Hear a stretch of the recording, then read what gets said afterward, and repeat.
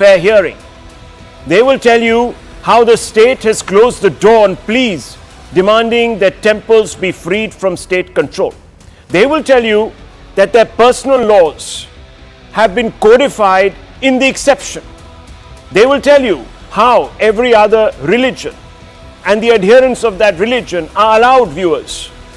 They will tell you to practice according to their customs. They will tell you that the courts have never entertained pleas to give justice to Kashmiri Hindus who were the victims of a genocide.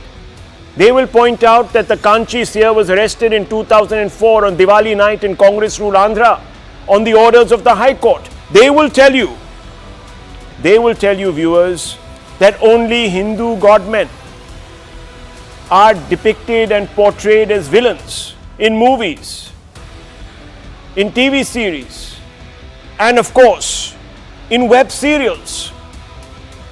They will point out how godmen from other religions, even in the newspapers, are never cast in a villainous light. And this notion of bias against Hindus was further fed a few days ago when the Madras High Court decided to order the police to carry out a search in the premises of the Isha ashram, the Isha Foundation, founded by one of the most prominent Sanatan Dharma spiritual leaders, the Sadhguru. You can see him on the right of your screens. The High Court directive came on the back of a petition filed before it alleging that Sadhguru had imprisoned women. Yes, imprisoned women in his ashram against their wishes. Not just that, but the High Court was also made some sharp observations against Sadhguru, saying that, and I quote, "We want to know why a person who had given his daughter in marriage and made her settle well in life is encouraging the daughters of others to tonsure their heads and live the life of a hermitess. That is the doubt," unquote. Sadhguru, left shaken by a police search and the potential damage to his image, approached the Supreme Court, seeking a stay on the High Court's directive. The Supreme Court provided him immediate relief, and it said, and let me quote, "The police shall not take further action in pursuance of the High Court directions." The Chief Justice of India himself says you can't let the army or the police into an institution like this. He went on to say, "Judicial officer will visit the premises and gather details linked to the case. The investigation into this matter should continue. Case shall be transferred to the Supreme Court from the Madras High Court. The status report of the police shall be submitted to the Supreme Court." Viewers, before the Supreme Court's intervention, the High Court had pulled out all the stops against Sadhguru, clearing the way for the DMK state government to step in. The Madras High Court issued in habeas corpus petition by retired Professor S. Kamaraj. Kamaraj claims his daughter, aged 42 and 39, were brainwashed, his words not mine, to stay at the Isha Center in Coimbatore. Kamaraj alleges that the Isha Foundation drugged his daughters and forced them to cut ties with their family. Kamaraj's petition also mentions POCSO case against a doctor working at the foundation. Kamaraj informed the court of criminal cases and sexual harassment cases against Isha Foundation.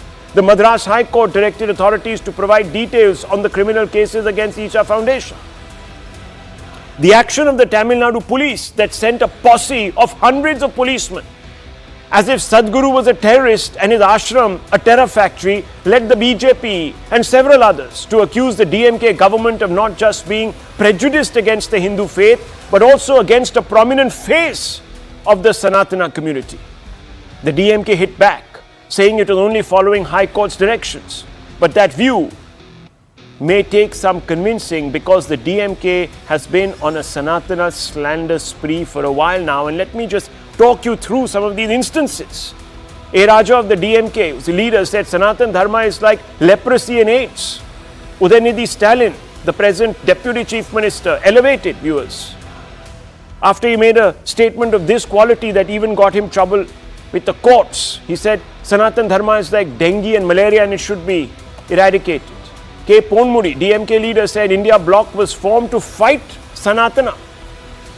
Our Rajiv Gandhi, DMK leader, said if we listened to Periyar, we wouldn't have had to struggle with Brahmins for justice and equality, unquote. Periyar himself said there is no God, and he was anti-Brahminical. No crime in that, but this is what he said. He who invented God is a fool. He who propagates God is a scoundrel, unquote. Now viewers, what is going on here? Is it true that there is a problem against Sadhguru just because he stands in the way of a large swath of evangelists who are trying to convert people in the same area where his foundation is located, that he is the bulwark and that's why people have to bring him down? That's what some people are saying, viewers. Is this an extension of the attack on Sanatan Dharma? You attack the faith and you also attack the face. Is that the reason? Let's have a conversation. Mukul Rohatgi, the former Attorney General of India and representing Isha Foundation in the Supreme Court, joins us. J. Sai Deepak, lawyer of the Supreme Court, senior lawyer of the Supreme Court, is here with us. We will also have other guests joining us, but let me first begin with you, Mr. Mukul Rohatgi, and these are questions that sometimes need to be asked. Now, I want to ask you, the High Court, what did you make really of the High Court's intervention 2 or 3 days back? It made certain comments. In court, you argued that the High Court needed to be a lot more circumspect. In fact, that's also what the Attorney General said. What did you mean by this, sir? See, Rahul, you have to see how the case arises. Now, the case arose on a petition filed by the father of two mature, intelligent, well-educated women who are today 35 and 42 years of age, who have been living in the ashram for the last more than 10 years. They have recently become, some years ago, they become monks. They live like monks, they've renounced the world, etc. Now, the father went to the High Court saying that they've been kept against their will in the ashram. So, it was a petition for habeas corpus, which really means produce the body or the person against whom there is an allegation of being kept in such confinement. Now, these ladies appeared physically before the High Court and made a statement clearly that they were not in confinement, not being held against their will, they have been living there of their own free will, etc. The moment that is done, the High Court loses all jurisdiction in the matter and the matter ought to be closed. But the problem was that the father made all kinds of wild allegations against the ashram and against the management, that many such people are being kept against their will, etc., etc. There are a lot of criminal cases, etc., etc. The High Court did not verify any such statement. There was no material in support of those statements.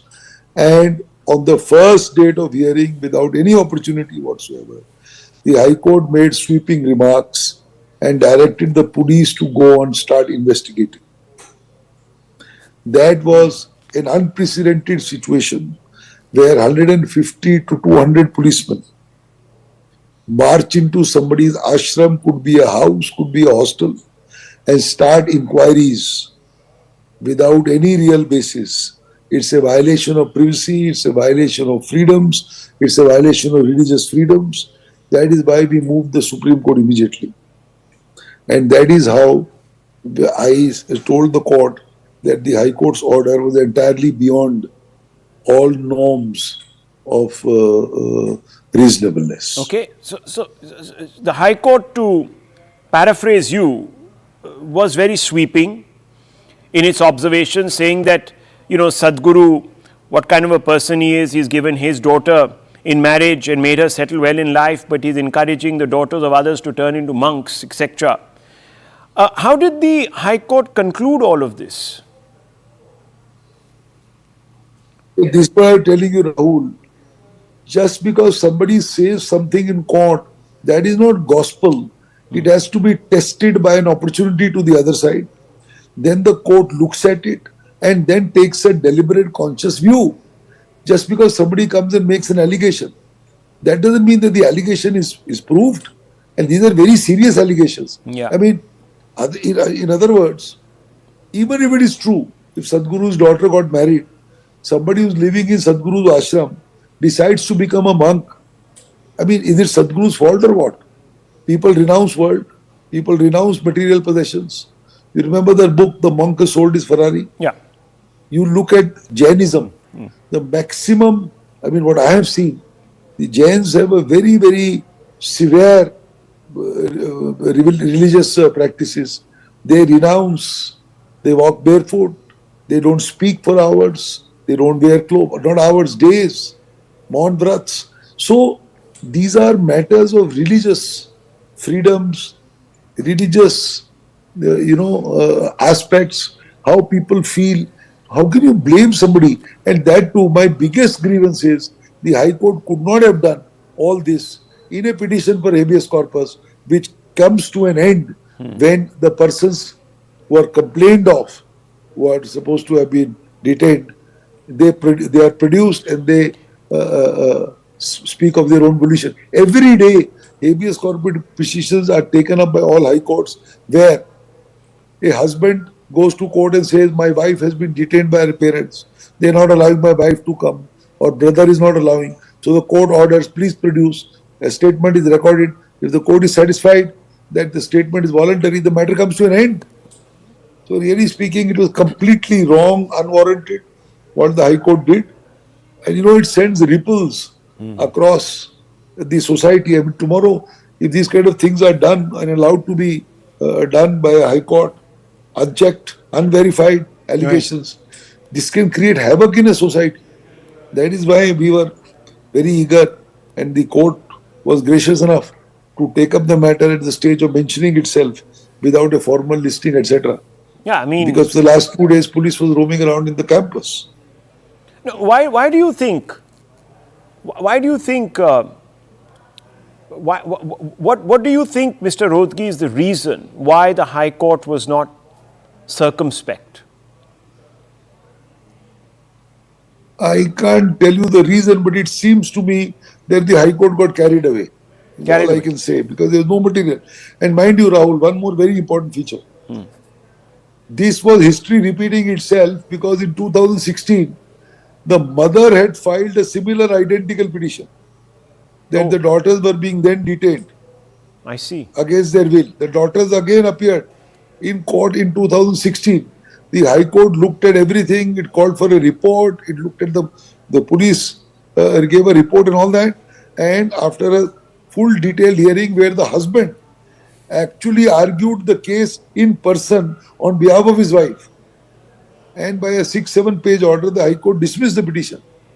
I mean, keeping all that in view, the High Court somehow, with great respect to the High Court, the High Court also has very seasoned judges, and this was a division bench. Obviously, the senior judge would have been a judge of 8-10 years experience.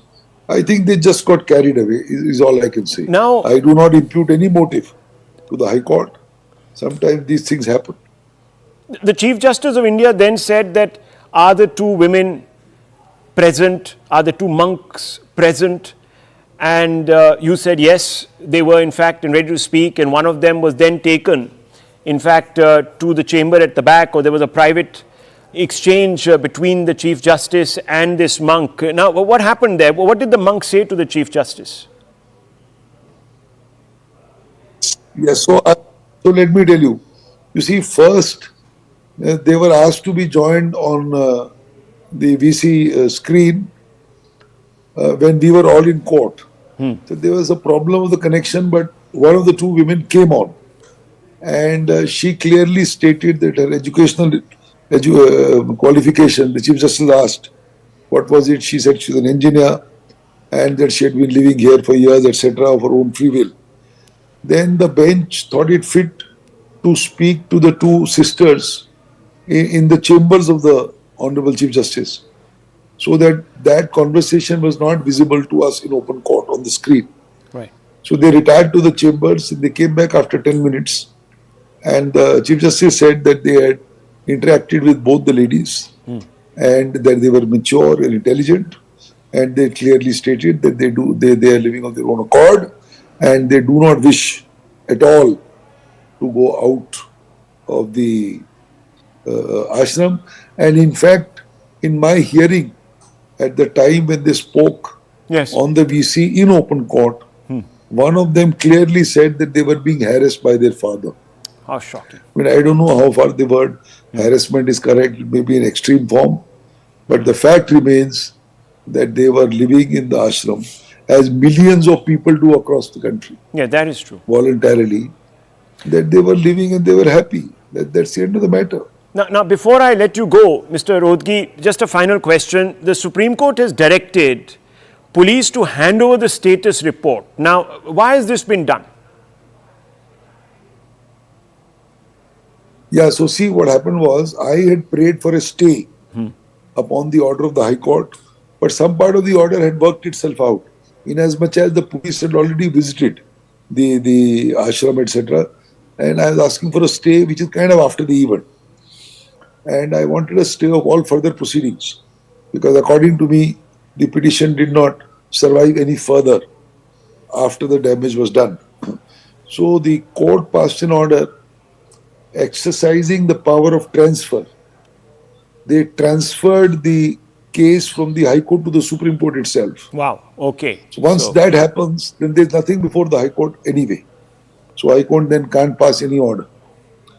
And the High Court had asked the police to submit a status report after they go and interact with the, ashram inmates and all that. Yeah. So that report was to be furnished to the High Court. Now that the matter is in the Supreme Court, the Chief Justice said that the report should be furnished to the Supreme Court. Because there's nothing left with the High Court now. So thank you, Mr. Rastogi. Fundamentally now, Rohitki rather, fundamentally now, viewers, it's the Supreme Court that has taken charge. And as it appears very clearly, it's not very pleased with how things transpired. So I want to bring in, thank you, Mr. Rohitki, thank you for joining us. We've heard that perspective, that is the Isha Foundation perspective, and the lawyer that got the relief for the Isha Foundation in the Supreme Court. But let me bring you in now, Jesai Deepak. What do you make of the Madras High Court directive that seemed quite strident?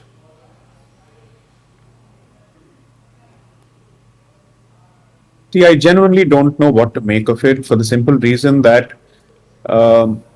I didn't know that as far as India is concerned, which has been a destination for spiritual seekers from across the world, it is somehow problematic for young women to want to be spiritual seekers and choose a celibate life over the household life, so to speak, or the house of Grihasthashram.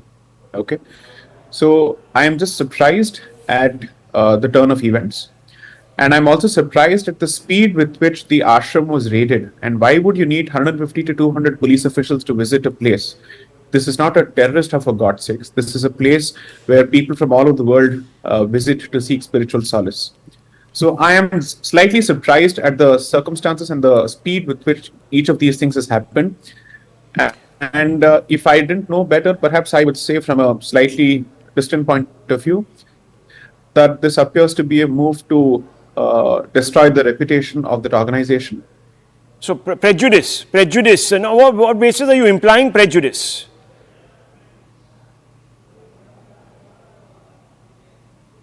See, first of all, we are in Navratri, and so close to such an important event, or so close to such an important occasion for Hindus. Why would you want to send police officials into an ashram, which admittedly, or at least on the face of it, subscribes to Hindu philosophy, right? What message are you exactly sending? Would you have done this to, let's say, any other spiritual seeker from any other religious faith? So the timing of it, the manner in which this was done, the wide publicity that was given to it, all of this somehow gives the distinct impression that there is something else, according to me, as far as the state government is concerned. I am not imputing motives to any constitutional body. I am merely saying that the state government has unfortunately taken an undue interest in this organization. And maybe there are a couple of reasons for it. One, you see, the region that his ashram is based out of has seen significant decline in religious conversions to conversions outside outside of the Hindu fold, predominantly because of his presence. Because I've studied in that city, I know how, let's say, there are activities of certain organizations, evangelical groups, which were keen to convert into their fold a lot of tribal, and that has been stemmed significantly because of this organization's contribution to it. Okay. And two, Sadhguru's own statements and position with respect to freeing temples from state control, that too in a sensitive state such as Tamil Nadu, where temples actually get the rough end of the stick from the government, regardless of whoever is in power, may have attracted some attention. But as a citizen of this country, he was entitled to make the statements that he did. He's entitled to open an ashram, inviting people to speak spiritual enlightenment. True. And I don't think age is a limit there. For God's sakes, in this country, we have traditions where even minors take to spiritual traditions, and they choose a life of celibacy over everything else. So I'm just slightly surprised, and the vehemence with which this seems to have been undertaken by the state government tells me that perhaps there is more to it than meets the eye. Okay, the DMK will say that it's acted on High Court orders. That's what it's been saying to us also. But you suggest that its actions are malign. Now, can you elaborate on this? I think at least for the last 1 year, we've been seeing a lot of anti-Sanatana statements being issued by the top honchos of the DMK, and the current Deputy Chief Minister of DMK has taken the lead in that. So when he becomes the Deputy Chief Minister, and then in close succession, you see an action being taken against such a prominent organization which is based out of Tamil Nadu, which is, for all practical purposes, espousing the cause of Hinduism or Hindu values in that sense. So it's very difficult to not connect these two events. And three, Sadhguru, I think, I must also confess that I am not a member of his following, in the sense I'm not a member of his organization in any way. I have other mathas and traditional organizations that I subscribe to. Nevertheless, I believe that anybody who supports the cause of Hinduism and espouses it in a peaceful way, in a constitutional way, in a legal way, and in a way that is completely non-confrontational, must be allowed to do so, because after all, he is exercising his rights under Articles 25 and specifically even free speech under 19. So the action of the state government, given its historical record of cracking down on Hindu organizations and the speed with which it has done, the manner in which it has gone about it, I would simply ask myself a simple question. Do you imagine the DMK government, let's say, using such a heavy-handed approach, even if under the orders of a court, Okay. to arrest a religious figure or a spiritual figure of any other faith system other than Hinduism? I dare say that would be a no. Surely it's not the High Court which said you go out in this fashion. It's one thing to carry out investigation, but it's another to send 150 to 200 people into the ashram when you need not have done that. Is this the best way in which investigation could have been carried out without maligning the reputation of the organization? The High Court has only ordered investigation. I am not going to get into the merits of the case because that's sub judice. It's not for me to say anything on that. Yeah. But did the High Court say that this is the manner in which you should conduct it? The manner of execution would have warranted some degree of temperance, some degree of responsibility on the part of the state government, because it is stepping into the shoes of, or rather it's stepping into the territory of religion. And since religion is a big deal as far as Bharat is concerned, and we know how religious sentiments are respected across the board except Hindu sentiments, I must say that the conduct of the state government of Tamil Nadu, under the garb of complying with the Madras High Court's order, is frankly a mischievous exercise. In fact, it has to comply with the order of the Madras High Court. There is no denying it. And as I said, I will not comment on the merits of the High Court's order because that's between the High Court and the Supreme Court at this point. However, could this have been handled better in a slightly more delicate and sensitive fashion? I think the answer is a clear yes. well, the Supreme Court has supplied that answer, saying that you can't let the army or the police into an institution like this, and if you have to go about it, send a judicial officer. He can visit the premises and gather the details linked to the case. So I think that the Supreme Court has also found a bit askance. But is there a basis to the conversion angle that you've referred to? No, it's not speculative at all. Not at all speculative. Sadhguru's ashram sits alongside another institution. And I don't wish to name any institution at this point. I know for a fact that that entire region has been in the grip of massive evangelical interest. Several groups with missionary zeal and spirit, have been doing this for a long time now. I should know this. I have studied that for 4 years. I have enough friends from that region. I visit that place on a regular basis. So, in fact, one of the reasons this becomes crucial is that the ashram is fairly close to what we call Dakshina Kailash, which is a mountain called Velyangiri, where there is a Swayambhu Shivalingam. And I know for a fact this because I have visited this as a student. I've gone on foot. And April happens to be the important month when people actually undertake a pilgrimage to that place. So, if demographic balance shifts away from Hindu interest in such a sensitive area, where you have what we call as Dakshina Kailash, obviously Sadhguru's presence has helped that particular situation by taking people back into the fold or preventing them from going away from the fold. Surely it has stepped into, or it has affected a few people because he has come in the way of their activity. So this is not speculative whatsoever. Why don't we ask for a census in terms of what is the demographic composition there as far as the region is concerned? How was it a couple of years ago? How have we seen a drastic change? And how have we seen some kind of stemming of the drastic change because of his presence? Okay, so let's just very quickly, I want to get a sense of how deep this penetration has been of this evangelism. The coastal parts of Tamil Nadu and Andhra Pradesh have significant evangelical presence. Right. And they have systematically targeted communities for soul harvesting, specifically the fisherman community and tribal community, so on and so forth, under the garb of caste discrimination. They say they suffer from discrimination, therefore the only way out is to convert into Christianity. Or they take the position that Adivasis, or let's say the tribal people, are not fundamentally Hindus, so anybody can proceed to convert them into their faith. These are the kind of arguments that I've seen being projected on a regular basis. So, unfortunately, we haven't undertaken a census yet. It's been a while. After 2011, this country has not seen a census. Right. Otherwise, I'm sure the figures of Tamil Nadu, the figures of Andhra Pradesh, especially the coastal parts, will shock you to the core. Well, I'm sure there are going to be more shocks awaiting us from Jharkhand, from Bengal, from Assam. I mean, the situation is a bit dire at some levels. Thank you, J.Sai Deepak. Thank you. Let's just get two quick views on this. P. Pulla Rao, senior journalist, joins us. And of course, there's Abhijit Iyer Mitra also. Mr. Pulla Rao, you know, there is this feeling, and you heard J.Sai Deepak, and he says that, look, after targeting the faith, Sanatan Dharma, the leading face of Sanatan Dharma is being targeted. Even the Supreme Court, if you look at its order, has said that, you know, you can't send an army of policemen into an ashram, into an institution like this. Why did the DMK have to make this into some kind of hunt for, you know, Osama bin Laden or something? Was this an attempt to try and... No, I mean, come on. Let's be... Come on. It's not, I'm saying this. The Supreme Court has found it very, very disturbing, sir. So let's not laugh it off. Oh, let us see. What did the High Court say?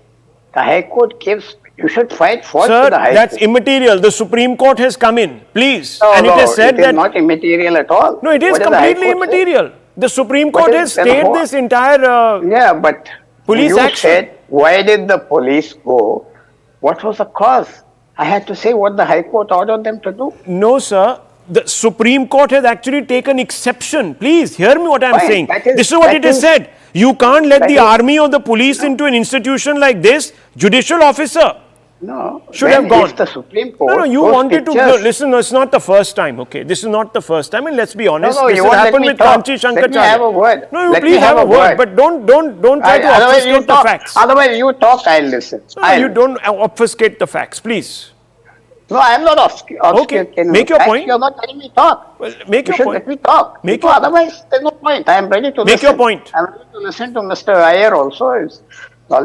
Basically, what the Supreme Court has said has reflected on the past actions of the Tamil Nadu government and the High Court order.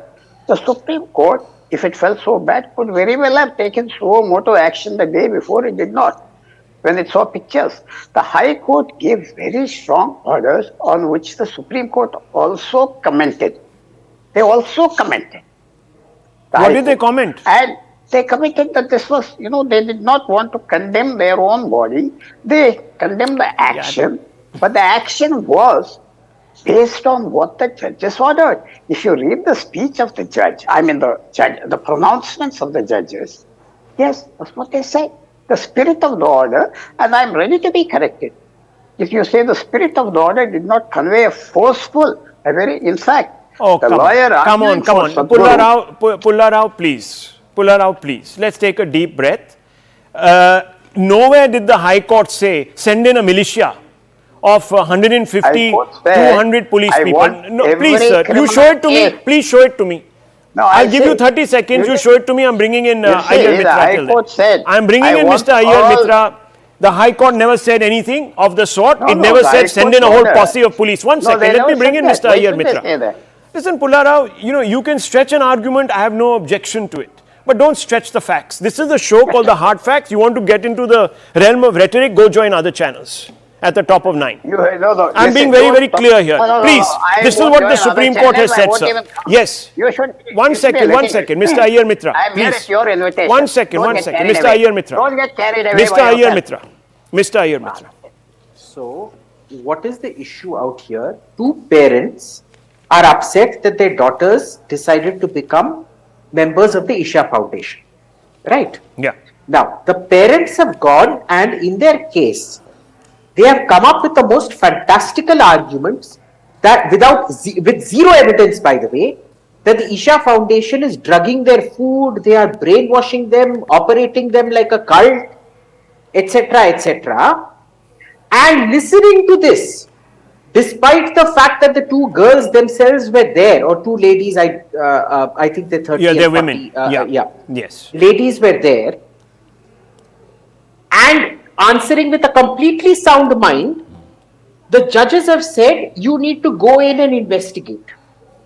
Now, I can make an equal claim that Dravidianism and the DMK are brainwashing and they are drug-induced brainwashing. Are they going to send troops into Arivalayam, 150 strong police into Arivalayam or into Sun TV or whatever, wherever Dayanidhi, Udayanidhi, whoever is staying right now, and start investigating them? There is something called a proportionate application of the law. You want to go to investigate what exactly? First of all, we don't even know what they were sent there to investigate. Is it drugs in the food? I can claim tomorrow that aliens have abducted me. True. This court will then say, please go to so on that point, Pluto and go get this thing. There has been a very grave lapse in the application of mind in whatever the High Court has said. The Supreme Court has pointed that out. They have come down very harshly on the High Court. Yeah, and I just want to say something on the point that you just made about whether they would have been so harsh against this, that, the other, the Marans or whatever it is. I just want to point out, viewers, that the Deputy Chief Minister was pulled up by the court for making a hate speech. And the implication was that a case would be filed.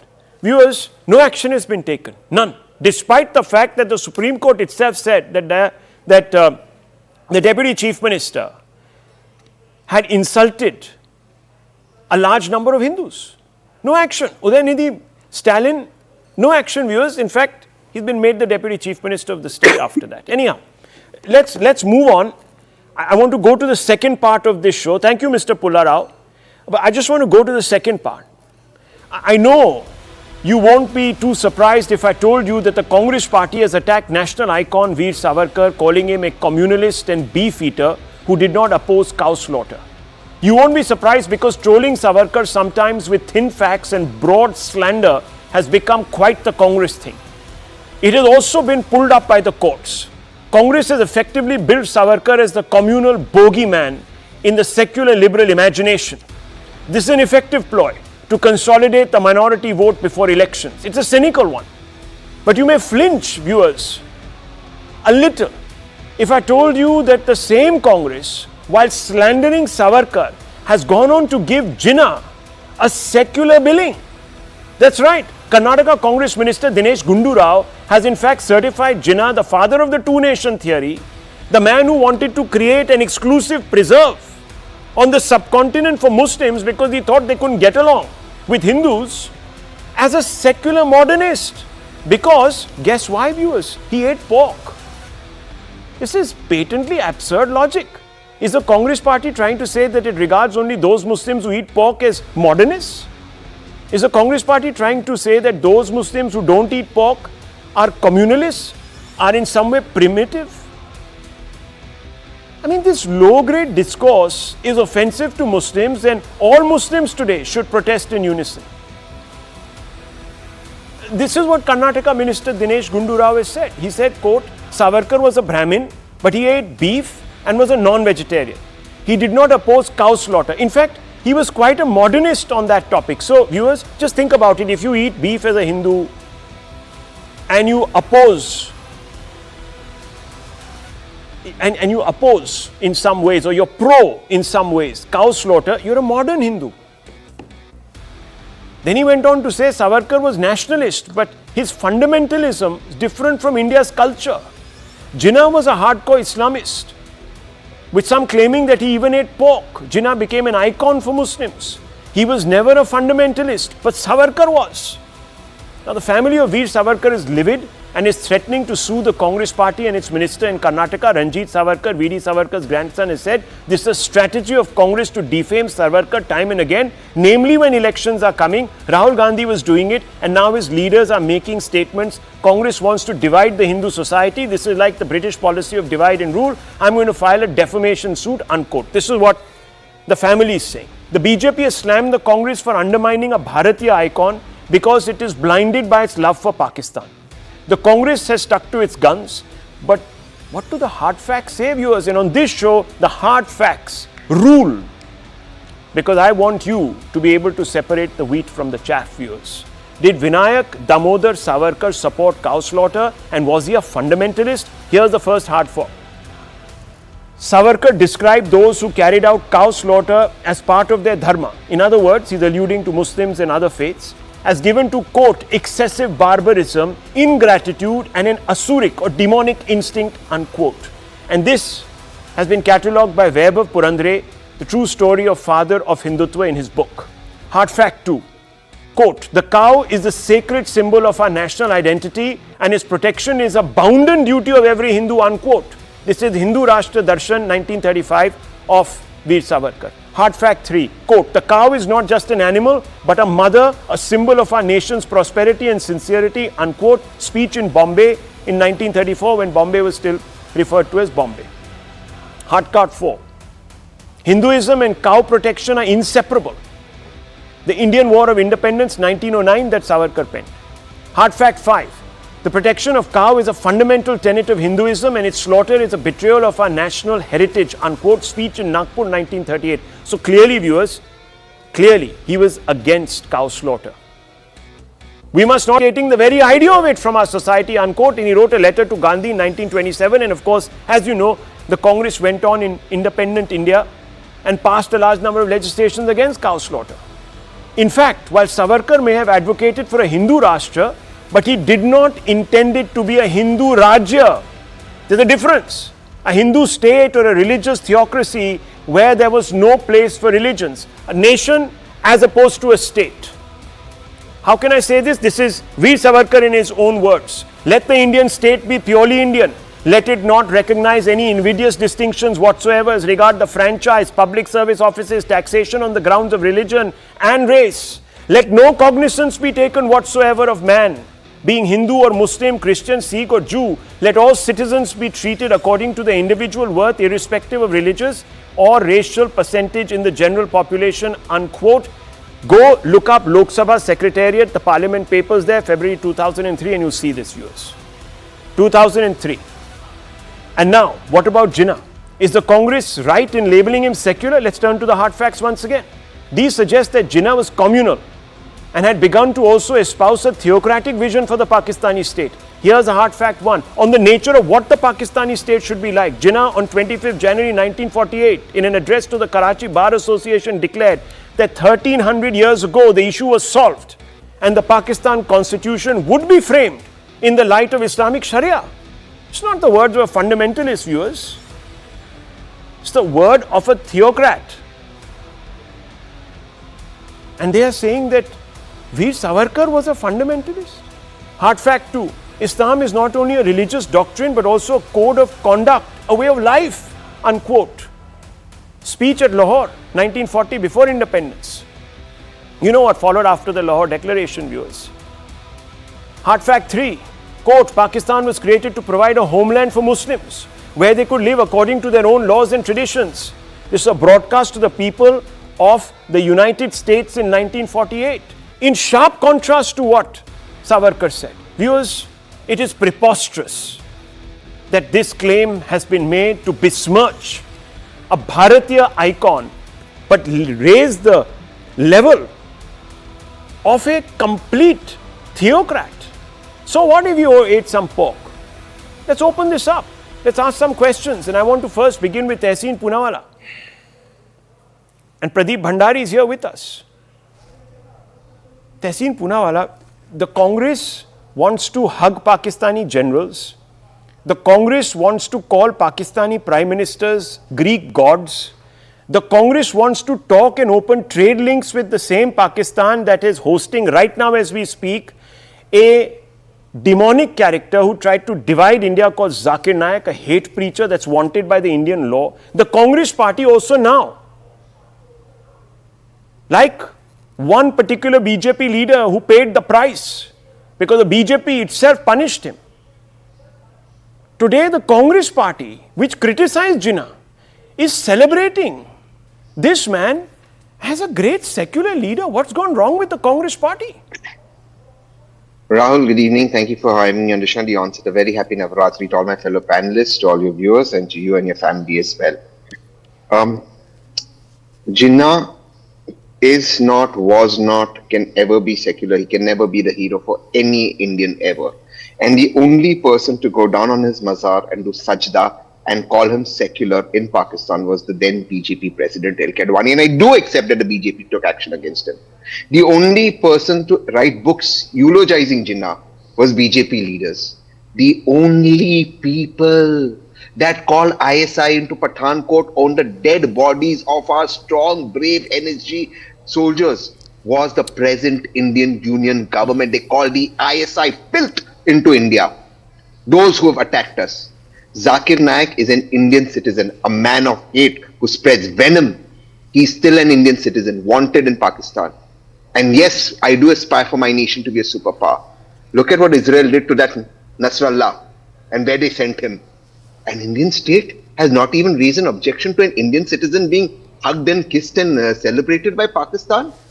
I am telling you, Pradeep is here, one of the most erudite BJP spokesperson. Tell him to go and tell Amit Shah ji and Modi ji to step down if they can't run the government. Okay. You need powerful people to run the government. This is a weak government, and as I say, the spine of a molten necklace. At least Tehseen Poonawalla has had the gumption to come out and differ with the Congress Mantri's point of view, Pradeep Bhandari. Yes. But what he didn't tell us, and he accepts that the BJP took action against L.K. Advani, removed him from his presidentship. He had to go. And he was pretty much cast into oblivion after that. We know that. But he will not answer whether the Congress will take action against Gundu Rao, the minister there. Pradeep Bhandari. Rahul, thank you so much for having me on your show, and Navratri greetings to all your viewers. May Ma Shailputri protect everybody in the country. Rahul, just to come on the main point, Veer Savarkar was an unalloyed nationalist, an unapologetic Hindu, and he stood for everything wrong which was with the Congress party, in particular Jawaharlal Nehru, which was the vote bank politics. Veer Savarkar reminded this country that vote bank politics will be a sin. Nehru did not listen. Still today we are suffering from this vote bank politics compulsion. Veer Savarkar spoke about a strong India. Veer Savarkar envisioned a threat of China, envisioned a threat of Pakistan. Nehru did Hindi Chini bhai bhai, and Nehru had a weak strategy towards Pakistan. In fact, Veer Savarkar was such big a patriot, Rahul, that Bhagat Singh in his Young Liberation in October 1928 writes Vinayak Savarkar as poet of patriotism and prophet of nationalism and a life of an Indian revolutionary leader. The Congress party, Rahul, genesis, hates every patriotic revolutionary leader, whether it is Bhagat Singh, whether it is Subhash Chandra Bose, whether it is Veer Savarkar, or whether it is any leader who was not from the Gandhi-Nehru dynasty. That is the essence of the problem. Now let me come to point number 2, which is what Tehseen said. Tehseen should be reminded of the fact that Digvijay Singh hugged Zakir Naik. It was in the time of the Congress party. Here you have a UAPA charge against Zakir Naik, that is is point number 2. Point number 3, Tehseen spoke about what Israel did to the Nasrullah. The Congress party opposed the surgical strike which was done by the Bharatiya Janata Party led government, backed by a force, completely done by our forces, backed by a strong government. It is the Congress party which questions our forces. So Tehseen should call Mr. Rahul Gandhi, who makes the people of India, always question our national patriotism, and tell Mr. Rahul Gandhi to stand with national integrity. And let me tell you, Rahul, that the Congress party right now is in the hand of extreme left fringe. If you remember very, very clearly, Indira Gandhi, at least to an extent, had to write a letter and said that Veer Savarkar is the proud Indian son. And Veer Savarkar envisioned, and he had famously quoted and said, Pakistan ke do tukde honge, and that is what had happened. But in particular, Rahul Gandhi is doing everything which is purely and purely vote bank. And I tell you, Rahul, you spoke about hard fact. The hard fact here is that the Congress party will never ever back a freedom fighter who was not from them, because the Nehru lineage is a vote bank lineage. One second. Abhijit, Just one correction. No, 1 second. I'll come back. I'll come back to it. Just less than 10 seconds. Nehru ji not only met Bhagat Singh in jail, Bhagat Singh ji refused legal representation, but more importantly, Subhash Chandra Bose named a unit of his army after Nehru ji. You come on TV and say anything about Nehru ji, the man who spent the most amount of... this is not about Nehru. Baba Saheb Ambedkar, Bharat Ratna for years. Yeah, this is not about Nehru. This is not about Nehru. Let's not get Nehru was diverted. the No, just greatest one and most second. intelligent This is not Indian. about Nehru. This is about The Savarkar. greatest This is about Savarkar. This is about the lies that are spread about Savarkar. This is about a Congress party who said that Savarkar took money, pensions, from the British. So did the Bose brothers, viewers. Will the Congress now stand up and call them cowards? Where were the Bose brothers? They were in the Congress party. There were other leaders of the Congress, viewers, who took stipends from the British. Abhijit Iyer Mitra, if anyone that is doing Hindu-Muslim today in this country, some people are accusing the Congress of it. Do you agree with me, or do you feel that I am wrong here? Look, the person who has said it specifically fits the category of people who live in glass houses shouldn't throw stones. All right. Dinesh Gundu Rao's wife Tabassum is a Muslim. I think he needs to first answer if she eats pork, because if not, what does that make him and her? Realistically, are they members of ISIS if they don't eat pork? Is this the standard of religious loyalty we've come down to in this country? Are they backward people? So, Dinesh of all people shouldn't have opened his mouth on this subject. All right, number one. Number two, Savarkar, at some point, we need to understand, I don't know why people don't get this. You see, the Hindutva movement has had 3 separate strands to it. The first is the progressive socialistic strand, which was Savarkar, who wanted, social change to be shoved down people's throats. The second was the conservative strand under Hedgewar, who believed that society had to be made ready bottoms up for social change. And the third are the trads who have been irrelevant nobodies, nonsense people on the fringes of Hindutva, who have never won a single election within Hindutva, and mostly start off calling themselves, Hindutvavadis, but end up going to the Congress, voting Congress or becoming Congress MPs and things like that. Now, did Savarkar support beef eating at one point in his life? Absolutely, yes. All right. He did say at one point that this was indeed, it was foolish for Hindutva to pin itself on beef eating. He evolved his views. Not everybody is like a Bangalore-based fact checker whose brain is constantly stuck in the 7th century, you see. People evolve even during their lifetimes. I mean, there's a certain community that hasn't evolved since the 7th century, but other people evolve during their lifetimes. I used to be a communist. I am now a capitalist. I used to hate Israelis and Jews at one point. Now I like them a lot. This is this kind of a lack of mental evolution, this kind of ossification. It shows the ossification of Dinesh Gundu Rao and his party. They support this. Remember, they financially support the fact checker in Bangalore. Let's not forget that. They coordinate with him. No, people do evolve. You're right. People evolve. I mean, look at Rajiv Gandhi opposed the caste census and his son bats for it like there is no tomorrow. Clearly, someone has evolved. I don't know if one has regressed or the other one evolved, but certainly someone went back in time or someone went forward in time. I can't say. In fact, if I were an objective viewer, I would say that Rahul Gandhi has gone back in time. But nonetheless, Mr. Abbas, I want to ask you, you live in Karnataka. I want to ask you, you are an Indian Muslim, a patriotic Indian Muslim. Is Jinnah a hero for you? Would you categorize him as a secular figure because he ate pork? I'm so glad, Rahul Sahab, that you asked me this question. My friend Tehseen here is very well aware of my stand on Jinnah. Jinnah is somebody I do not look up to and highly condemn. He divided India for his own selfish reason. When in Aligarh, no, I remember when in Aligarh Muslim University they put up the portrait of Jinnah. I remember you being on the show and saying, I will not accept this. I condemned it. Yeah. Absolutely wrong to do that because a man of his own selfish political reasons divided my beautiful country of India. That is my stand on Jinnah. Now coming to the good question. No, but so Rahul, I'm asking you, I think should Mr. Gundu Rao, does Mr. Gundu Rao make an impression on you or should he be sacked forthwith by the Congress Party? Now with respect to Dinesh Gundu Rao, Mr. Abhijit Iyer Mitra stated the same thing. He said that yes, there are records, there are documents which say that Mr. Savarkar was not averse to eating beef. Abhijit Iyer Mitra is a responsible man. And Rahul Shivshankar, how do you allow this man to come on television and say there is one community which has not evolved? I dare you to name the community Abhijit Iyer Mitra. What are you trying to say? Are you trying to say No, the Muslim Mr. community has Abbas, not you evolved? misunderstood him. Why don't you come in? Why don't you come in? No, this is a very clever attempt now to try and change the discourse. Please come in. No, please let him come in. Let him clarify. Community are you talking You about? asked, let him clarify. Let him clarify. Let him clarify. Yes. There was beef in the Tirupati Laddu. Did you see anybody getting Which beheaded? community? Clarify. I'm coming, darling. Quiet. Now my turn to talk. On the other hand, when there was some insult to the Nabi 2 years back, one member of your community put out the call. Everybody came out on the street with Sartan Se Juda.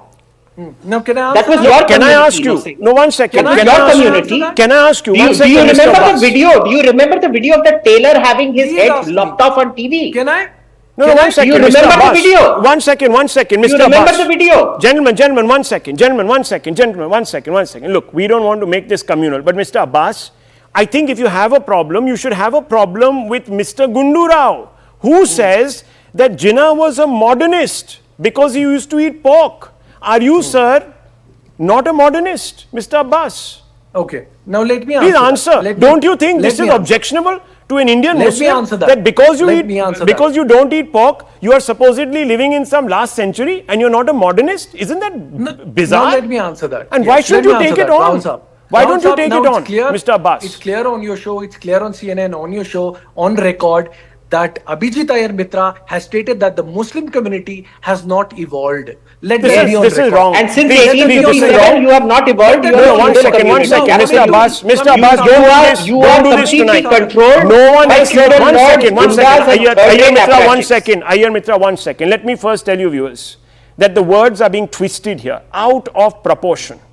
And even Tehseen will testify that words are being Tehseen, twisted please here out of testify. proportion. Tehseen, Tehseen, please testify, why don't you Tehseen. step in? No, let's ask Tehseen. You are a feudal He's also there. polity. No, 1 second. You Let's are not a get into feudal name polity. calling. Let's settle this issue.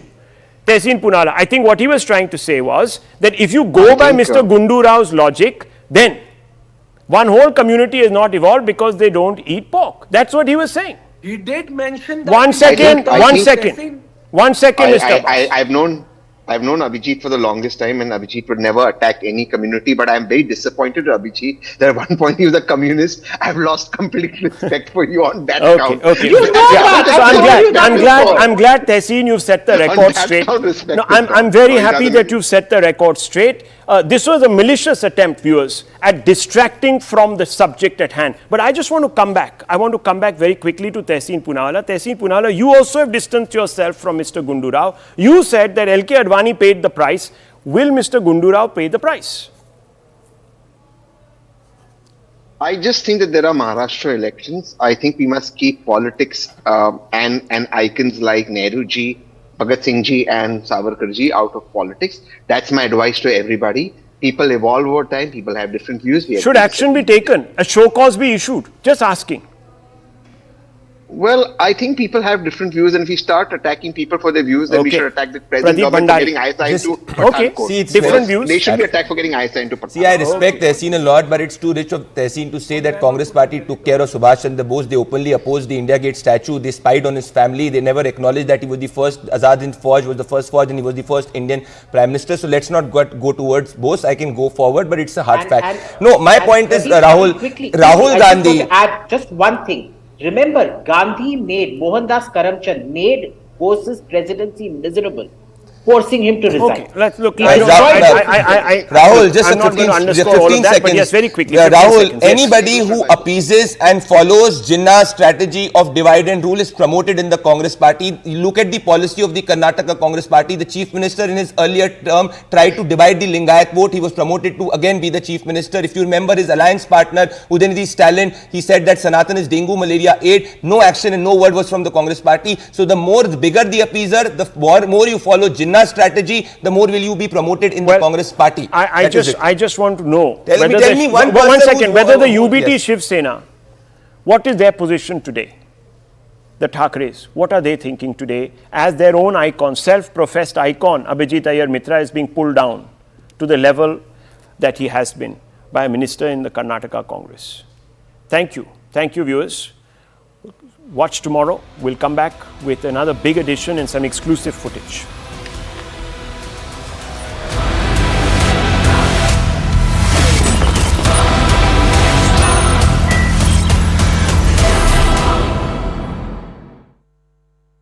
At L'Oréal Group,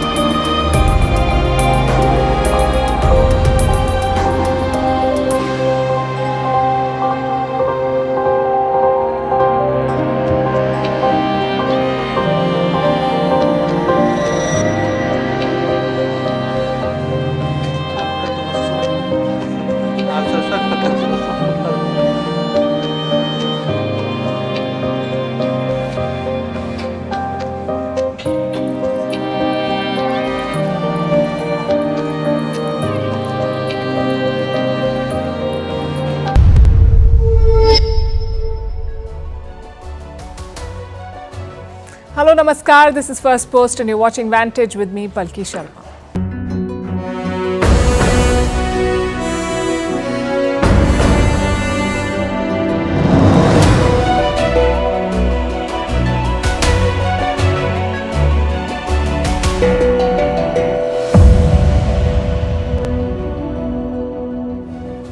The war in West Asia remains our top focus. Attacks are on in Lebanon as the world waits to see what Israel's response to Iran will look like. US President Joe Biden says, don't hit the nuclear facilities.